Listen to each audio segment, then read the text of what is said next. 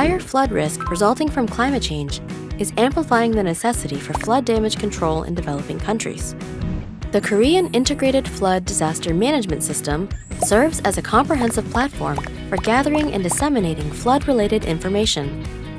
Flood control offices conduct hydrological surveys, operate dams, set flood alerts and warnings, and collect real-time flood information via scientific and systematic equipment.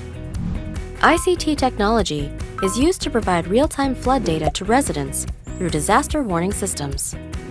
The approach to flood disaster management is evolving from simple public alerts about potential floods to proactive measures aimed at safeguarding human lives and properties.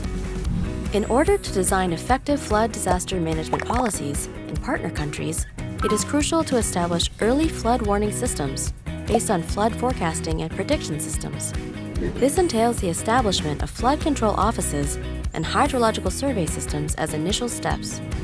At the same time, flood response infrastructure, including river embankments, dams, pumping stations, and rainwater drainage systems, is essential.